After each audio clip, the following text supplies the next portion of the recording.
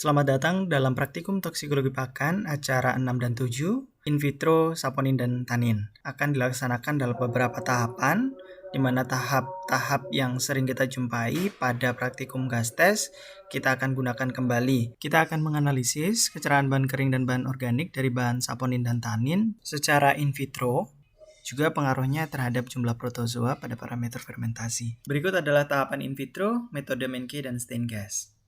Tahap pertama adalah preparasi alat dan bahan. Preparasi alat meliputi persiapan shearing dan piston yang akan digunakan sebagai replika rumen dalam gas tes.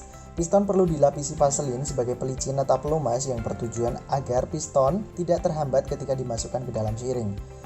Vaselin diratakan pada seluruh permukaan piston kecuali sisi ujung untuk menghindari kontaminasi substrat pakan.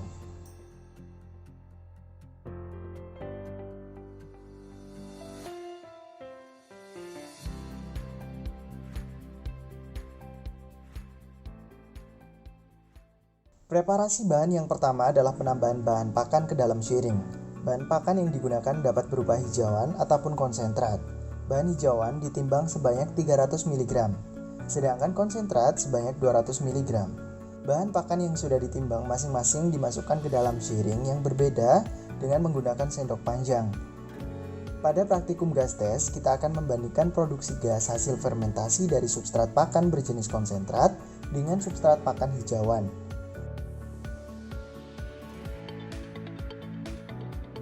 Selain konsentrat dan hijauan, kita juga perlu mempersiapkan substrat rumput pangola yang akan digunakan sebagai standar pengukuran produksi gas. Kita juga perlu membuat belangko dengan cara menyiapkan satu buah shearing tanpa penambahan substrat pakan apapun. Tahap selanjutnya adalah penimbangan medium sebagai sumber mineral makro dan mikro. Penimbangan dilakukan menggunakan timbangan analitik dengan komposisi yang telah dihitung sesuai dengan jumlah shearing. Perhitungan akan dijelaskan pada saat diskusi. Tahapan dilanjutkan dengan inkubasi substrat pakan dalam shearing dan medium hasil preparasi ke dalam water bath bersuhu 39 derajat Celcius dengan tujuan mengadaptasi bahan agar sesuai dengan suhu optimum rumen. Tahap kedua adalah preparasi cairan rumen sebagai sumber mikroba rumen yang nantinya dimasukkan ke dalam shearing. Alat yang perlu dipersiapkan dalam preparasi rumen diantaranya sebagai berikut.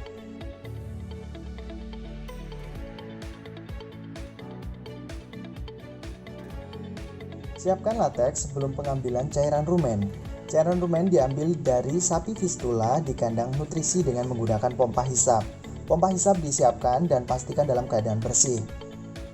Selanjutnya, siapkan termos yang sudah berisi air hangat untuk menjaga kondisi suhu optimum mikroba rumen. Cairan rumen yang keluar dari selang selanjutnya disaring ulang menggunakan kain atau kain kasa agar proses penyaringan berlangsung dengan optimum. Tujuannya agar substrat pakan tidak ikut masuk ke dalam termos menampung. Jika cairan rumen yang diambil sudah sesuai dengan kebutuhan, termos kemudian ditutup. Selanjutnya, cairan rumen hasil penyaringan pertama dalam termos dibawa ke laboratorium untuk disaring kembali dan diukur volumenya menggunakan gelas ukur.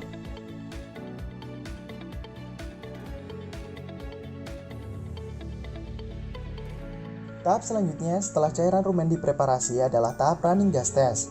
Running gas test adalah memasukkan mikrobia rumen dari cairan rumen ke dalam tabung shearing yang sudah berisi substrat pakan agar terjadi proses digesti.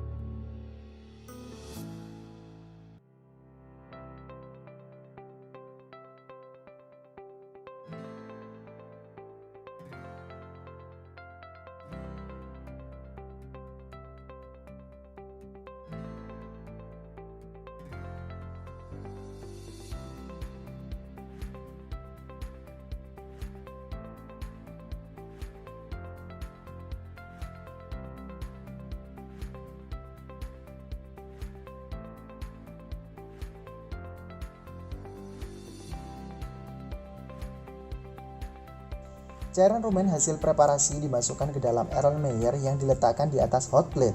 Hot plate berfungsi untuk menjaga suhu cairan rumen agar berada pada 39 derajat Celcius sesuai dengan kondisi rumen agar mikroba rumen tidak mati.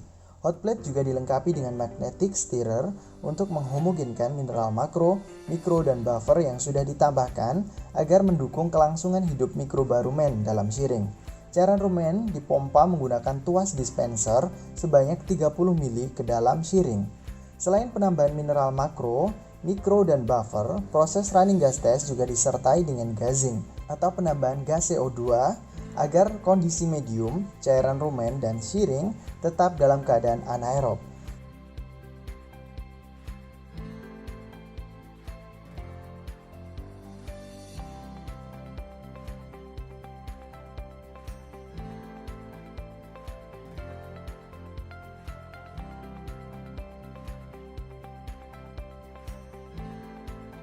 Setelah dilakukan running, syring yang berisi substrat dan cairan rumen diinkubasi pada suhu 39 derajat Celcius selama 24 jam, untuk kemudian diamati peningkatan produksi gasnya.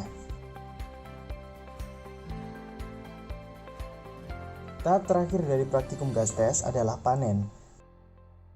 Dengan cara mengamati produksi gas terakhir sebelum pengambilan gas, substrat, dan cairan hasil fermentasi.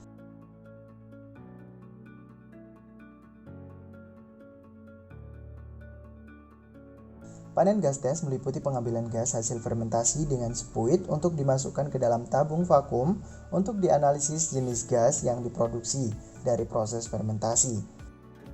Selain produksi gas, untuk kecerahan bahan kering dan bahan organik bisa kita analisis melalui substrat dengan metode Awasi 2005. Sebelum substrat kita panen, terlebih dahulu kita siapkan crucible dan glass wool untuk kita oven 105 selama kurang lebih 1 jam terlebih dahulu. Untuk nantinya akan kita timbang bobotnya. Kemudian kita dinginkan crucible dan glass wool yang sudah di oven pada desikator. Kemudian kita timbang bobot dari crucible dan juga glass wool yang kosong. Selanjutnya crucible dan glass wool akan kita gunakan sebagai alat untuk menyaring substrat.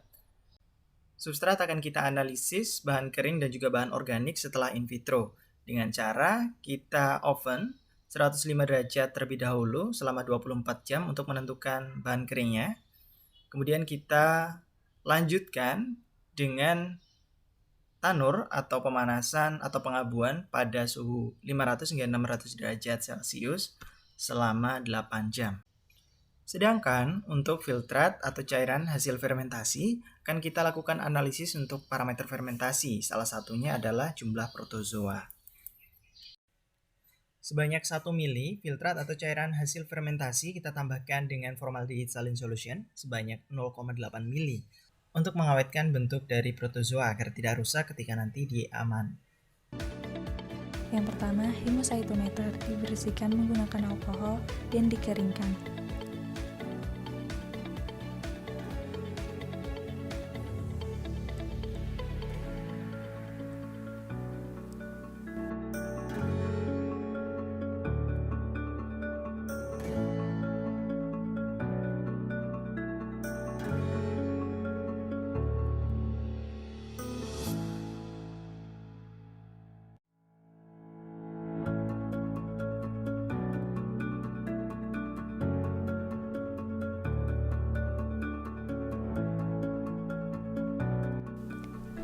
Filtrat cairan rumen yang telah diambil dimasukkan ke bagian berlekuk pada hemocytometer menggunakan mikropipet.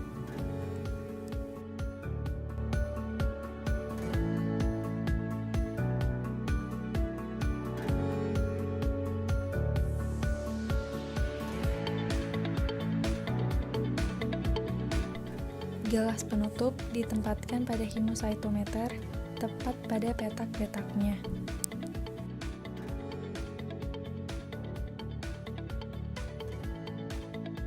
Kemudian, letakkan hemocytometer di bawah mikroskop dan diamati pada pembesaran sedang 10 atau 40 kali. Hitung keseluruhan jumlah sel protozoa dan lakukan identifikasi bentuk atau morfologi protozoa secara lengkap.